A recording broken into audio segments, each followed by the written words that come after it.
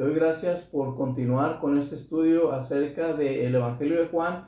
Y si recuerdas, la semana pasada nos quedamos viendo acerca de que este verbo se hizo carne y habitó entre nosotros, y decía el evangelista, y vimos su gloria, gloria como del unigénito del Padre, lleno de gracia y de verdad. Y te explicaba lo que significa la palabra primogénito y la diferencia que tiene con la palabra unigénito. Bueno, vamos a continuar en este versículo 15 siguiendo hablando acerca de este verbo o de este Jesús y cómo ahora lo describe Juan el Bautista. Fíjate que dice el versículo 15 que Juan dio testimonio de él, o sea, de Jesús, y clamó diciendo: este es quien yo decía, el que viene después de mí es antes de mí, porque era primero que yo. Fíjate que en este versículo nuevamente vemos la divinidad de Jesús, ahora reconocida por Juan el Bautista. Dice Juan: el que viene después de mí es antes de mí, porque era primero que yo. Aunque Juan el Bautista era mayor en edad que Jesús y comenzó primero su ministerio, dice que el que viene después de mí es antes de mí, porque era primero que yo. Es decir, te está diciendo que aunque Jesús viene después de él en su ministerio, ha existido mucho más antes que Juan el Bautista. Dice: el que viene después de mí es antes de mí, porque era primero que yo. Te está diciendo que este Jesús que venía después de él ha existido desde la eternidad con Jesús. Te está diciendo que la existencia de Jesús no tiene principio ni tiene fin. Como dijo el evangelista, en el principio era el verbo, y el verbo estaba con Dios, y el verbo era Dios. Entonces ahora Juan te está reconociendo, Juan el Bautista te está reconociendo la divinidad, pero sobre todo la eternidad de este Jesús, porque otra vez dice: el que viene después de mí es antes de mí, porque era primero que yo. Ahora continuamos entonces con el versículo 16, y dice el evangelista: porque de su plenitud tomamos todos gracia sobre gracia. Fíjate que la palabra gracia significa un don inmerecido. Cuando alguien te hace un trabajo y tú le pagas, entonces esto no es gracia, porque el pago que le diste es merecido por el trabajo que te realizó. Pero si tú le das algo a una persona sin que te haya hecho absolutamente nada, sin merecerlo, entonces esto se convierte en gracia.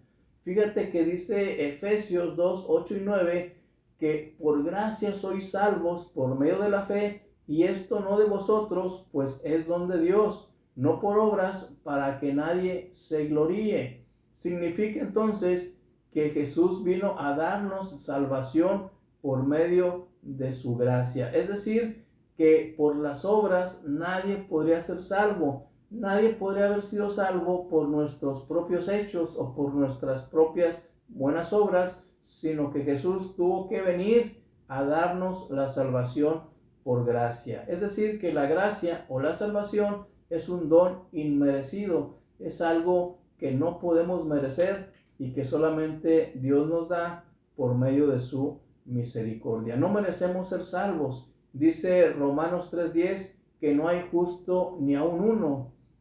No hay nadie aquí en la tierra, a excepción de Jesús, que haya podido ser perfecto o que sea salvo por sus buenas obras o por sus hechos. Todos somos pecadores y todos necesitamos la gracia de Jesús para ser salvos. Es por eso que dice el evangelista que de su plenitud tomamos todos gracia sobre gracia. Dice el versículo 17, continúa hablando de este tema, y dice el evangelista que pues la ley por medio de Moisés fue dada, pero la gracia y la verdad vinieron por medio de Jesucristo. Dice: la ley la dio Moisés, pero la gracia la dio Jesucristo. Fíjate que dice Éxodo 34, 27 y 28.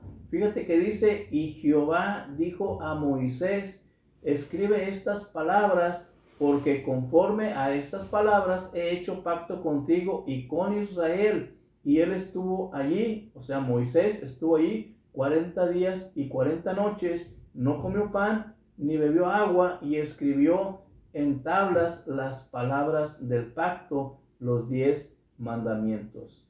Dice el evangelista Juan que la ley por medio de Moisés fue dada, pero la gracia vino por medio de Jesucristo. Y fíjate que la ley fue hecha para que el ser humano o para que el pueblo de Israel fuera una persona que fuera agradable a Dios, que fuera un buen hombre, que fueran personas que pudieran ganar la salvación. Sin embargo, era muy difícil de cumplir esta ley. La ley tenía muchas situaciones en las que nadie podría cumplirlas a la perfección. Por lo tanto, era muy difícil que alguien pudiera ser salvo cumpliendo con las obras de la ley. Entonces, Dios manda a su Hijo para que ahora la ley fuera quitada y podamos o llegáramos a ser salvos por la gracia de Jesús. Porque otra vez, porque por la gracia sois salvos y no por obras, para que nadie se gloríe. Entonces,